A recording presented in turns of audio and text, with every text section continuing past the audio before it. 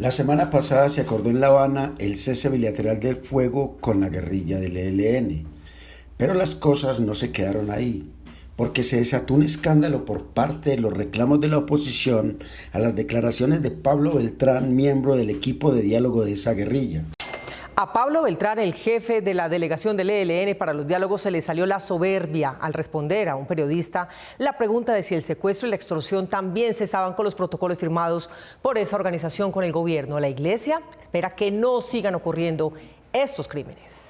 El jefe de la delegación del ELN en Cuba, Pablo Beltrán, sorprendió desagradablemente al país cuando, apenas saliendo del salón en que se firmó el cese al fuego con el Estado, aseguró que este acuerdo no incluye la suspensión de lo que llamó la financiación de sus grupos con secuestros, que calificó de retenciones y con extorsiones a los pobladores de las zonas en que se encuentra el ELN, a las que calificó de impuestos. Por lo general, nosotros no hablamos de secuestro, hablamos de retenciones.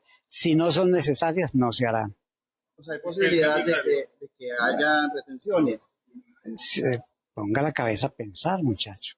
Contestándoles con ironía a los periodistas, Beltrán dijo que no entendían bien y reafirmó su posición en cuanto al cobro de porcentajes por cualquier actividad en las regiones. Yo entiendo que es la forma de financiación de la organización. Por ejemplo, si nosotros cobramos impuestos en las regiones, ¿eso son finanzas de ley? Beltrán enfatizó en temporizar las extorsiones y secuestros. Por ahora. Comandante. Esa es la palabra, por ahora. Sí. Monseñor Héctor Fabio Henao, delegado para la relación Iglesia-Estado-Colombia, en los diálogos con el ELN, rechazó estas actividades.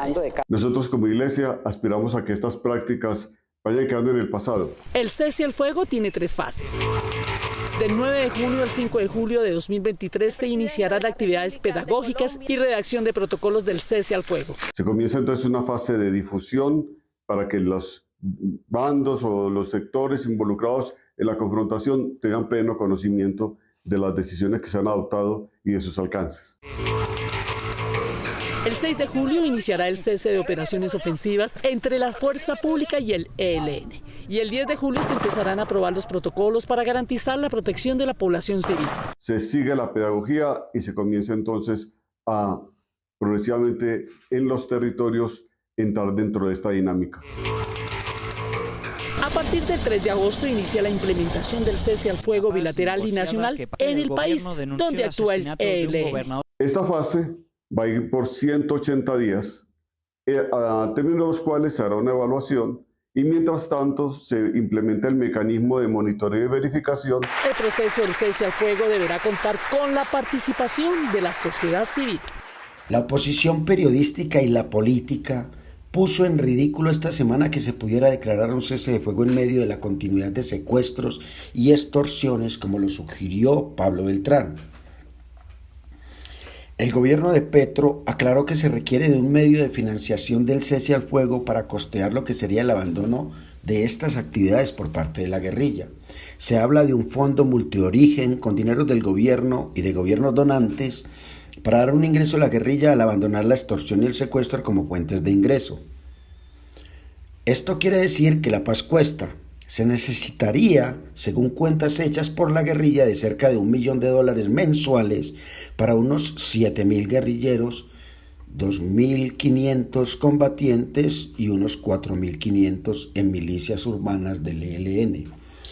El fiscal Barbosa, que se ha convertido en un tropiezo para la paz en medio de la campaña política de un fiscal que no se dedica a sus deberes estrictos, ha llamado a un fondo así una vacuna pública por parte de la guerrilla a la población con el apoyo del gobierno.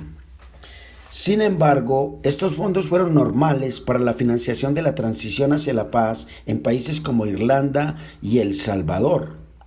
No es la primera vez que esta idea aparece en el diálogo con grupos guerrilleros en procesos de paz. Recordemos que el 13 de octubre de 2006 el mismo Álvaro Uribe Vélez hizo una propuesta casi semejante al respecto con el mismo grupo guerrillero cuando se intentaba negociar con él.